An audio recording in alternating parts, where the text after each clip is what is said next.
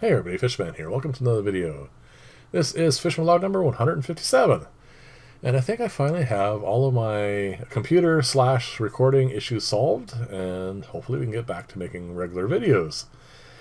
But that means this video is going to be a little bit different than all the ones I've made so far, because this shot here is from last week. I had recorded it, I was going to upload it, and of course had some problems, and it just didn't happen. And this shot here is from this week.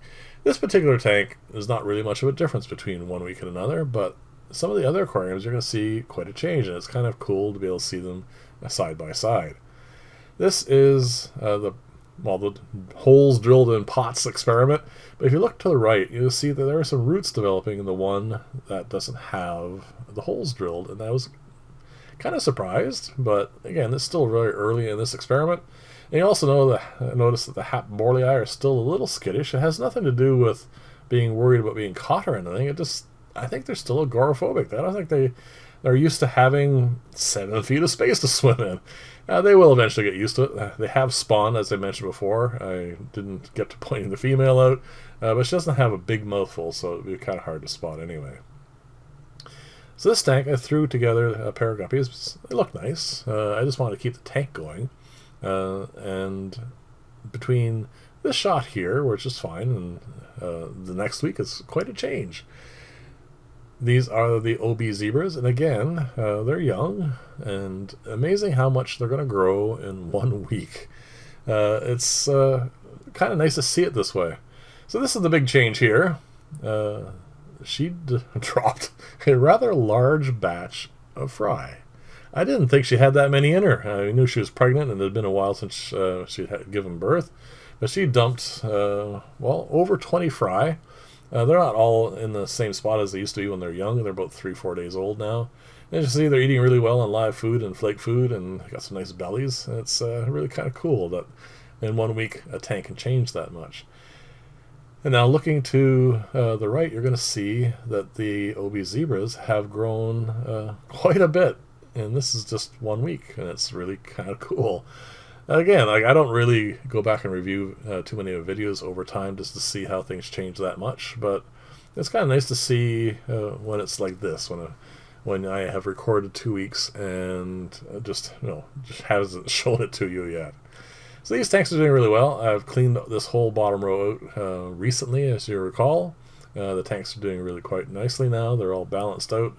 The fry obviously doing well, and the only thing I have left to do now is set up the tank on the right to breed some zebras. I'm going to change my approach. I was doing basically just stick them in a tank with a bunch of Javanos, remove the adults, and then let them breed. Let them breed and then remove the adults, and then hatch them out. I'm going to go to a small tray system. I don't need too many of them, and I think this way it'll be easier on the adults, and we'll see how it goes.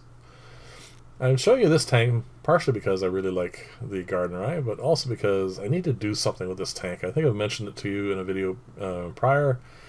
I want to get rid of this entire enclosure up above. It served its purpose. I don't really care for it anymore. This is this week now. That was the last week's shot. And I need to do something with all these lily roots. It's just taking up too much space. I'm not entirely sure that the lily needs this much in the way of root.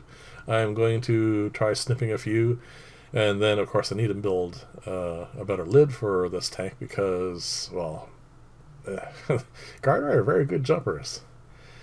I noticed that the Crebensis are getting aggressive, so a lot of changes are going to happen to this tank. First off, you can see right at the bottom on the right, they killed one of the platies, and they ate its insides.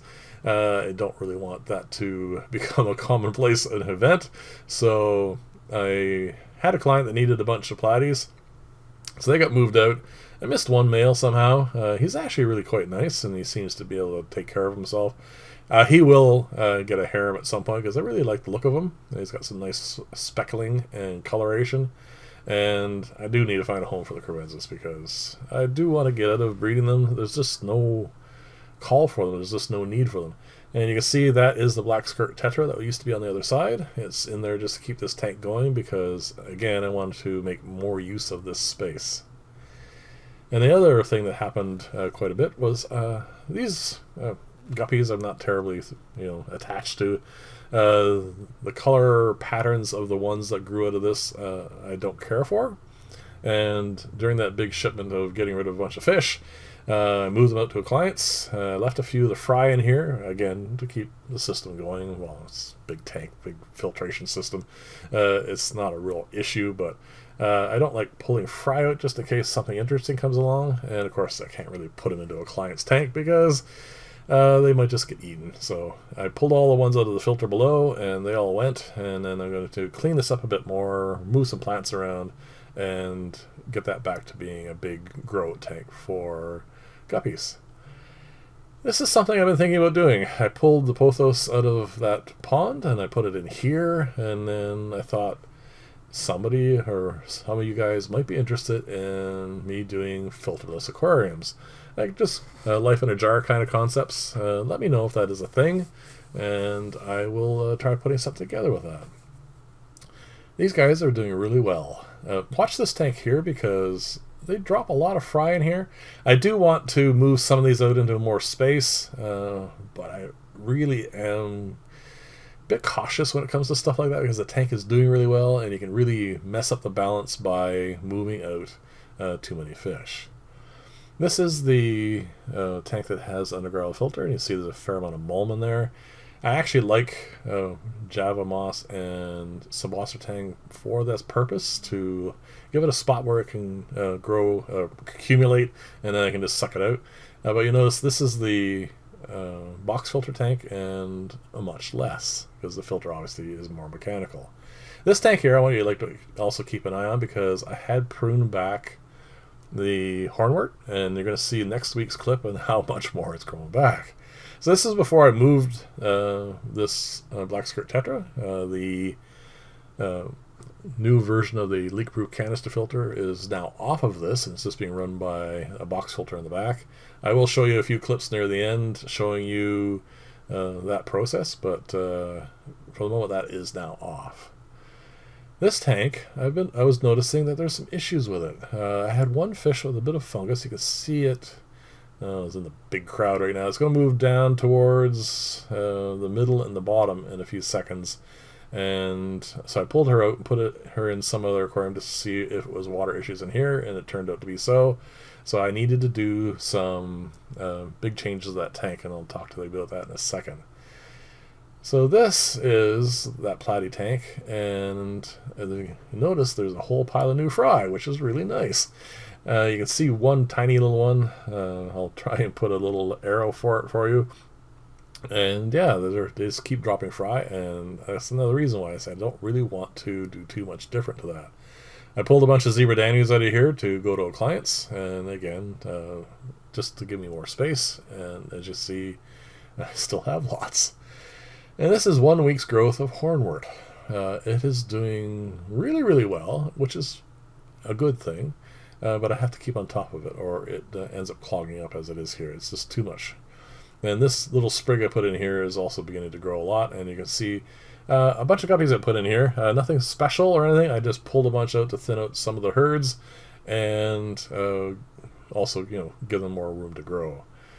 Now this tank I've done a fair amount of work on this week. Well, the week between these two videos you just saw. I have completely scrubbed out the back of the filter there. You're going to see some clips of that in a few seconds, and did a bunch of water changes. I took some of the guppies out of there, not many.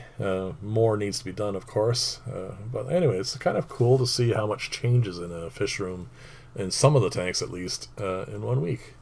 So this is the back now of that high humidity planter. That's just a little bit of Java fern in there. I completely cleaned this out. One of the things I noticed, one of the things that again is making me lean more towards boxes instead of Uggs, the tank was a little unstable for about 3 or 4 days. It's not a big deal, but it doesn't happen as much with boxes as it does with these. I had to do a bunch of water changes. It's fine now, but anyway. So this is the back end of the new version of the leak-proof canister filter. It's time to get rid of it because it's done what it needed to do, which is show you guys how these work. So I'm going to pop off. I had to actually stop recording, and I had to remove all the tape because, you know, a year of sitting there with, well, not being touched at all, it got kind of stiff, and I couldn't do it one-handed. But if you notice, this is the neat thing about these filters. You end up layering, and that is how it does its thing. It denitrifies really nicely, and you can see the extra mulm on the bottom, a little bit near the top, of course. But that layering is how they work. And like I said, they're great filters. It's just, I mean, it's taking up too much space, and it has some new ideas for other things I want to do on the top of this. And it was time to clean it out and get rid of it. So here it is. Well, actually, I'm not going to get rid of it. I am going to use it for other things. This is it here, cleaned out. All I did was just give it a bit of a wipe. It's a perfectly good tank, and I'll find some things for it. No problem at all. I have moved up to 3 containers now of brine shrimp. The reason being I want to test this out. If 3 is the better number for the cycling of having enough brine shrimp for my fish. And of course, to see how that all works out before I go building one. I want to make, obviously, a brine shrimp hatchery, and this is my way of figuring out all the issues before I go and build something. This is an angel tank that I haven't shown you in quite a while. I mean, the fish are doing really well, but it's too overgrown back here. It's difficult to show you what's going on in that tank, as you saw. It needs to be pruned and a whole pile of things. The issue of a fish room, if when it does well, it means it needs a lot more work. So anyway, leave comments. Let me know what you think about all this. Thank you much for your patience with my computers, and I'll see you in the next video, and bye for now.